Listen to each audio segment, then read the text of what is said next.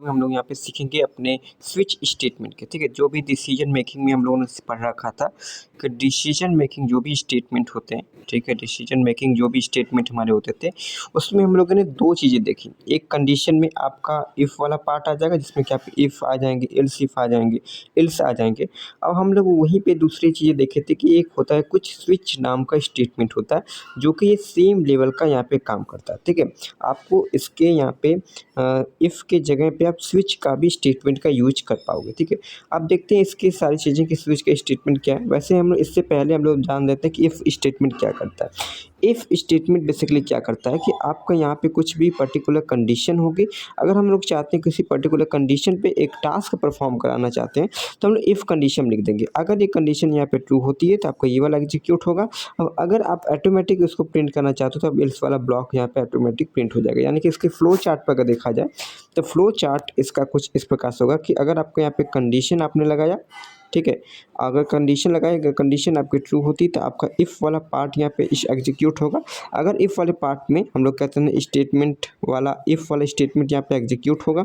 और अगर ये फॉल्स हो जाता है तो अगर आपने एल्स वाला कंडीशन लगाया तो एल्स वाला यहाँ पे कंडीशन जो है आपका स्टेटमेंट यहाँ पे एग्जीक्यूट हो जाएगा। ठीक है, तो हम लोग ये सारे फ्लो चार्ट आपके पिछली वीडियो में हम लोग देखे थे जो कि इफ़ एल्स और एल्स इफ सारे स्टेटमेंट को हम लोग कवर कर चुके हैं। ठीक है, तो वहीं पे एक स्टेटमेंट आता है आपका यहाँ पे स्विच स्टेटमेंट, जो कि हम लोग यहाँ पे इफ़ स्टेटमेंट के अलावा या फिर उसकी जगह पे यहाँ पे यूज करते हैं। तो in C plus plus a switch statement is used when you want to choose one block of code from multiple possible values. ठीक है, आपको अगर मल्टीपल पॉसिबल वैल्यूज अगर होंगे तो आप यहाँ पे स्विच स्टेटमेंट का यूज कर पाओगे।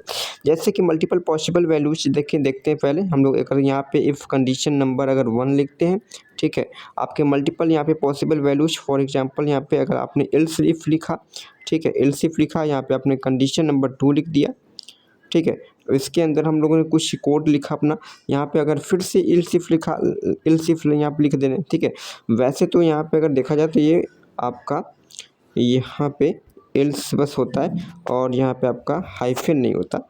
ठीक है, तो एल्स इफ यहाँ पे लिख देते हैं एल्स इफ और यहाँ पे कंडीशन नंबर 3। तो मतलब मल्टीपल हमारे पास कंडीशन अगर होती हैं तो हम लोग यहाँ पे आप एल्स इफ मतलब कि हम लोग देख रहे हैं कि यहाँ multiple condition, condition number 1, condition number 2, मतलब हमारे पास कई सारे मल्टीपल कंडीशन हो तो हमें एल्स इफ का यूज करना पड़ता था। तो वही इस मल्टीपल कंडीशन को हैंडल करने के लिए हमारे पास एक यहाँ पे टूल आता है जिसे हम लोग यहाँ पे स्विच स्टेटमेंट कहते हैं। ठीक है, अब हम लोग जनरल इसके फॉर्मेट देख लेते हैं। सबसे पहले आपको यहाँ पे स्विच स्टेटमेंट का यहाँ पे स्विच कीवर्ड लिखना पड़ता है। देन अपने यहाँ पे पास करने पड़ते हैं वेरिएबल को जिस पे आप चेक करना चाहते हो। ठीक है, मतलब कि आप यहाँ पे वेरिएबल कह सकते हो कि वेरिएबल को पास करना पड़ता है। देन अपने यहाँ पे केसेस बनाते हैं। ठीक है, आपको यहाँ पे एक एक केसेस बनाते हैं। अगर ये केसेस ट्रू होता है तो आप ये एग्जीक्यूशन करना चाहते हो। अगर आप यहाँ पे केस नंबर यहाँ पे 2, यहाँ पे ये वाला अगर होता है टर्मिनेट होता था, आप यहाँ पे कुछ और करवाना चाहते हो। इसी प्रकार से ये सारी चीज़ें हम लोग करते करते एक अपना डिफ़ॉल्ट स्टेटमेंट देते हैं जो कि आपको एल्स वाला पार्ट यहाँ पे एग्जीक्यूट करता है। ठीक है, एल्स वाला पार्ट।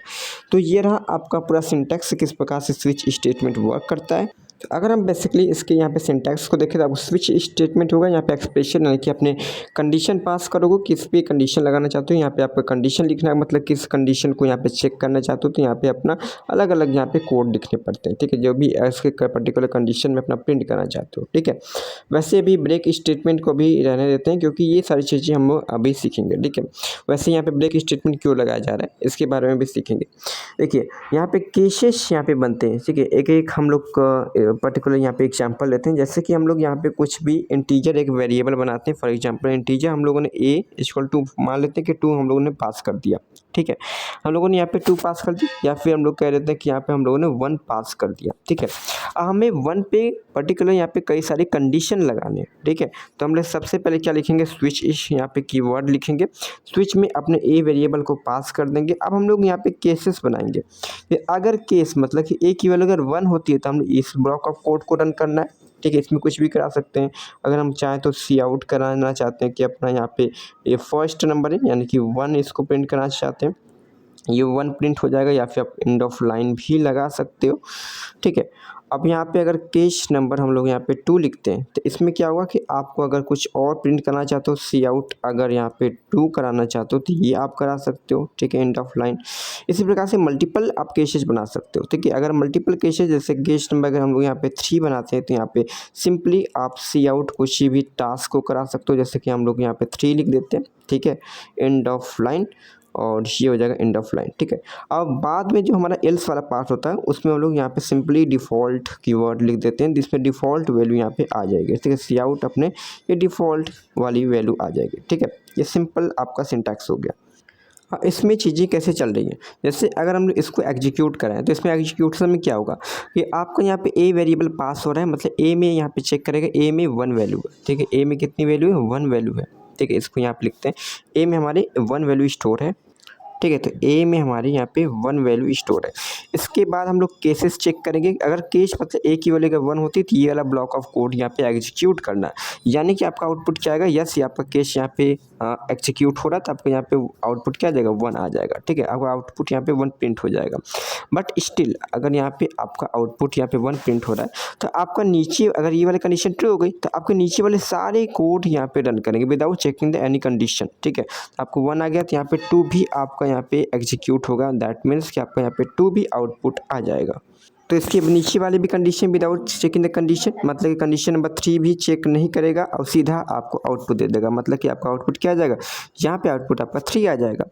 लेकिन हम लोग क्या करना चाहते हैं कि आप एक पर्टिकुलर कंडीशन पे आपका डिफ़ॉल्ट वाला तो एग्जीक्यूट नहीं होगा, क्योंकि वो अगर कंडीशन कोई यहाँ पे फॉल्स हो जाती है तभी वो आउटपुट आता है। अगर यहाँ पे केसेस में हम लोग किया चाहते हैं कि अगर हमारा यहाँ पे केस 1 यहाँ पे एग्जीक्यूट हो रहा है तो आपके नीचे वाले केसेस एग्जीक्यूट नहीं होने हैं, ठीक है।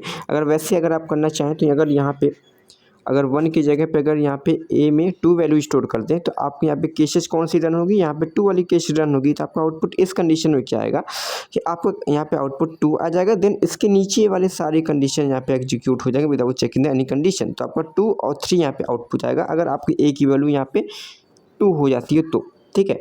बट हम लोग ऐसा नहीं करना चाहते, हम लोग करना चाहते हैं कि अगर हमारा कंडीशन यहाँ पे फॉल्स हो जाती है तो हम लोग कुछ भी नहीं करना, ठीक है। अगर हमारे कंडीशन यहाँ पे फॉल्स हो जाती है तो हमें यहाँ पे अगर ए की वैल्यू अभी भी यहाँ पे 1 है और यहाँ हमारे जो केसेस थे यहाँ पे केसेस नंबर यहाँ पे 2 हो गए। अगर हम लोग यहाँ पे करना चाहते हैं कि अगर कंडीशन हमारे यहाँ पे 2 हो जाता है तो इसके नीचे वाले चीज़ों को रन नहीं करना, चेक नहीं करना, ठीक है। तो उसके लिए हम लोग यहाँ पे एक स्टेटमेंट का यूज करते हैं जिससे हम लोग कहते हैं ब्रेक स्टेटमेंट, ठीक है। ब्रेक स्टेटमेंट, इसके सारे कोड के लास्ट में हमें ब्रेक स्टेटमेंट लगाना पड़ता है ताकि हम लोग इसको यहाँ पे टर्मिनेट कर पाएँ, ठीक है, ब्रेक कर पाएँ, ठीक है। तो अगर आपको जिस प्रकार इसमें अब आप आउटपुट क्या आएगा, इसमें आउटपुट देखेंगे तो आपका कंडीशन यहाँ पे चेक होगा, कंडीशन नंबर 1 यहाँ पे ट्रू हो जाता है तो आपका यहाँ पे 1 आउटपुट यानी कि ब्लॉक ऑफ कोड ये वाला एग्जीक्यूट हो जाएगा, ठीक है। अब इसके नीचे वाले कंडीशन यहाँ पे चेक नहीं करेंगे, अगर एक यहाँ पे ट्रू हो जाता है तो ऑटोमेटिक इसका कंट्रोल फ्लो कहाँ चला जाएगा, यहाँ पे स्विच स्टेटमेंट के बाहर चला जाएगा, ठीक है। और अगर आपको यहाँ पे ए में अगर वैल्यू यहाँ पे 2 अगर लिखते हो, यहाँ पे ए में वैल्यू अगर 2 है तो आपको ये वाला पार्ट तो एग्जीक्यूट नहीं होगा, सीधा आपका 2 वाला एग्जीक्यूट होगा, मतलब ये वाला ब्लॉक ऑफ कोड, तो आपका आउटपुट क्या आ जाएगा, 2 आ जाएगा। अगर फॉर एग्जांपल अगर हम लोग यहाँ पे 2 नहीं लेते हैं, ए में वैल्यू कुछ और यहाँ पे इंसर्ट कराते हैं, फॉर एग्जांपल कि अगर ए में हम लोग 12 इंसर्ट कराते हैं जो कि इस कंडीशन में यहाँ पे कहीं भी कंडीशन में नहीं लिखा गया, ठीक है। तो आपकी कंडीशन सारी फॉल्स हो जाती है तो ऑटोमेटिक आपका एल्स वाला पार्ट एग्जीक्यूट होता था, तो डिफ़ॉल्ट वाला पार्ट ऑटोमेटिक एग्जीक्यूट हो जाएगा। अब इसमें आप ब्रेक स्टेटमेंट आप लगाने का कोई मतलब नहीं है, क्योंकि ये लास्ट में एग्जीक्यूट होता है अगर कंडीशन आपकी सारी फॉल्स हो जाती है तो, ठीक है। ब्रेक स्टेटमेंट पे लगाने का कोई उससे नीड नहीं है, तो आपका डिफ़ॉल्ट एग्जीक्यूशन यहाँ पे हो जाएगा जो भी आप डिफ़ॉल्ट में लिखे हो, जैसे कि डिफ़ॉल्ट में अगर हम लोग कुछ एग्जिट लिख देते हैं तो यहाँ पे आपका आउटपुट क्या आ जाएगा, एग्जिट आ जाएगा, ठीक है। तो ये रहा आपको किस प्रकार से वर्क करते हैं, बट यहाँ पे कुछ आपके कंडीशन होती है, ठीक है। जैसे कि हम लोग एल्स इफ में हम सारे वैल्यूज़ को यहाँ पे यूज कर पाते हैं, बट यहाँ पे क्या कंडीशन होती है कि जो आप यहाँ पे एक्सप्रेशन को यूज कर दो, इसमें एक्सप्रेशन को सारी चीज़ें यहाँ पे यूज नहीं कर सकते, बस आपके कुछ 2 स्पेसिफिक डेटा टाइप होते हैं जिससे बस यहाँ पे अप्लाई कर सकते हो, ठीक है। एक होता है कि आप इसमें कैरेक्टर वैल्यू को यहाँ पे असाइन कर सकते हो, सेकेंड होता है कि आप इंटीजर वैल्यू के साथ यहाँ पे डील कर सकते हो।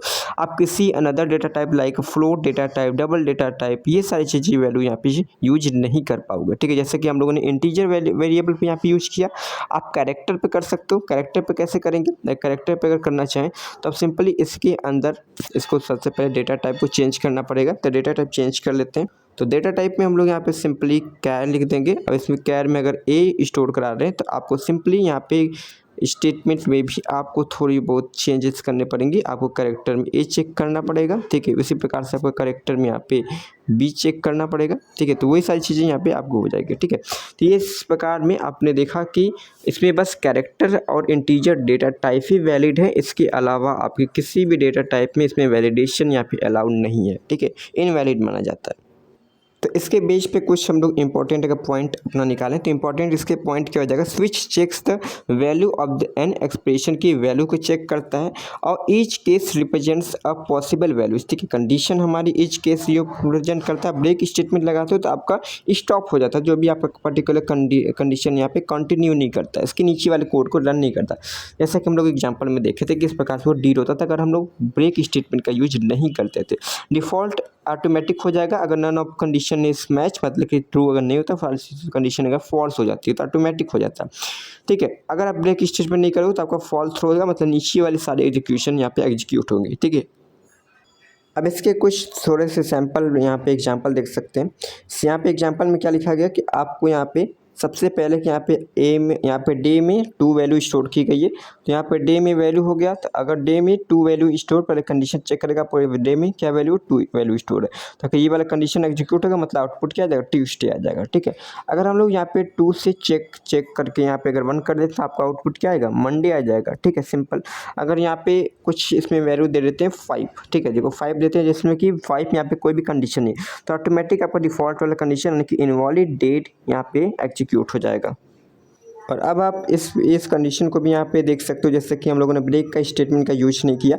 तो इसमें क्या होगा कि आपका सबसे पहले एन यहाँ पे आएगा, अगर वहाँ पे फर्स्ट वाली कंडीशन यहाँ पे मैच हो जाती है तो आपका आउटपुट टू 1 आ जाएगा। बट आपके इसके सारे नीचे वाले कंडीशन यहाँ पे फॉल्स, यहाँ पे ट्रू होगा, मतलब एग्जीक्यूट होगा, तो आपका यहाँ पे 2 भी आउटपुट आ जाएगा। बट यहाँ पे डिफॉल्ट वाला एग्जीक्यूशन नहीं होगा, क्योंकि ये कंडीशन यहाँ पे एटलीस्ट 1 यहाँ पे कंडीशन ट्रू हो गई ना, तो आपका डिफॉल्ट वाला कंडीशन नहीं होगा। अगर सारी फॉल्स हो जाती है तभी आपका डिफॉल्ट वाला कंडीशन यहाँ पे होता है। बस इसमें आपकी क्या कंडीशन थी कि अगर इफ एल्स अगर यूज करते हो उसमें सारी वैल्यू यहाँ पे पॉसिबल है, बट यहाँ पे एक्सप्रेशन में केवल और केवल कैरेक्टर वैल्यू ले सकते हो और यहाँ पे इंटीजर वैल्यू ले सकते हो। इसके अलावा कोई भी वैल्यू यहाँ पे वैलिड नहीं होती है, ठीक है। बस कैरेक्टर और इंटीजर